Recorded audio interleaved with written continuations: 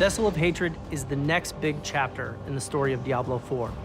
When we last left off, we had defeated Lilith, and Neyrelle was sailing south with Mephisto's Soulstone in hand.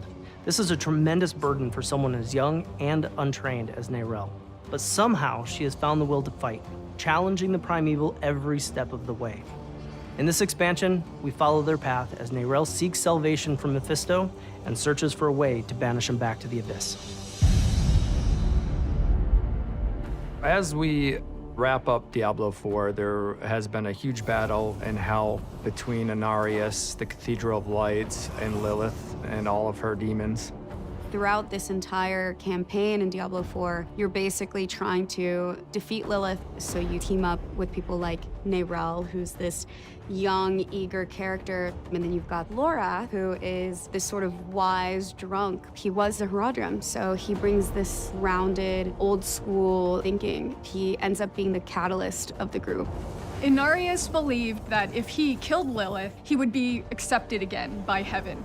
So he went after Lilith. He actually stabbed her, and heaven did not take him back. And he had this moment of, I've been wrong this entire time, and she used that against him and ended up killing Inarius.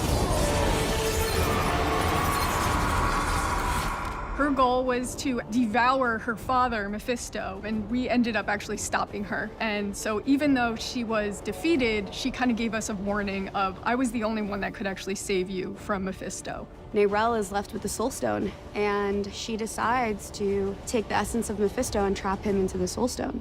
Lorath is still with us and is going to try and help us find information on where Neyrelle went. And so we leave off with her sailing south with the stone, telling you, do not follow. The world might need you. And over time, things start to unfold, and you realize that Neyrelle cannot do this alone. And so you start your search for her.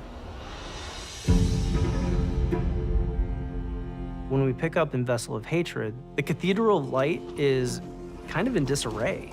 It became a bit fractured with the death of Inarius, so there was a bit of a split with the Cathedral of Light afterwards. This created an opening for a whole new sect to rise up and take things into their own hands. And so you end up with a militant wing of the church that is the Burnt Knights. Burnt Knights are led by Urivar, a survivor of Hell. He's uncompromising. He feels that he's final judgment and that he's going to make better decisions for the church. They battled in Hell, and now they're on this manhunt for Neyrelle and for Lorath. They want them to pay for their crimes, and they think that they should be the ones that have a say on what happens to Sanctuary.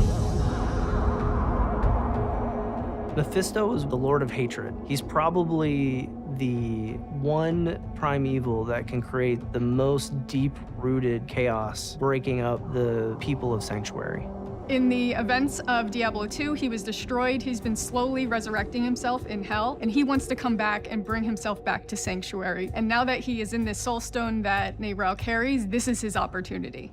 The Herald of Hatred is Mephisto's wolf form. It's this astral projected form that he gets to put out and connect with the player and whisper in people's ears. The connection between Neyrelle, the player, and Mephisto is the fate of the world. Neyrelle wants to get rid of him, but the more time she spends with the stone, the tighter the bond between her and the stone is. The corrupting influence of Mephisto's Soulstone is going to potentially convince her to bring Mephisto back instead of destroy him like she originally wanted. So we need to actually make sure that she fulfills her original intent and doesn't fall to Mephisto's influence. Neyrelle plans to bring the Soulstone into the Vault of Light so she can purify the Soulstone of Mephisto's essence. The Vault of Light is this really sacred place that Akarat created. His presence is really important through the history of Sanctuary. Akarat wandered the world speaking the teachings of the Zakarum faith. His tomb is also said to be in the Vault of Light, which is in Nahatu. Akarat is the one who discovered the spirit realm. When the Worldstone was forged and Sanctuary came out of it, this veil was created, and that's what created the spirit realm. Demons aren't there, angels aren't there. It's a very special place for humanity. And for a long time, the spirit realm was not touched. And now Mephisto's corruption is creeping its way, and that's the fear that everybody in Nahatu is thinking about. Spirituality is really unique to humanity, and in the jungle, it's a big part of their culture. Eru is this elder, this magical being, a spirit born, and he's really connected to Nahantu. This is his home. This is his ancestral lineage, and he's guiding the player on this journey to help Neyrelle. We actually find out that there have been sightings of Neyrelle in Nahantu, and we end up following her there.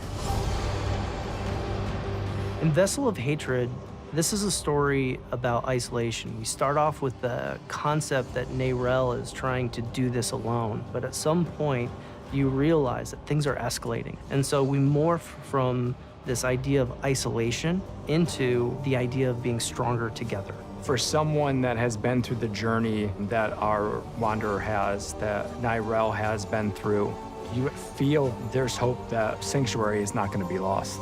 You get to see pockets of sanctuary that we haven't been able to see before, but it's still all in that same tone, in that same world that everybody loves so much.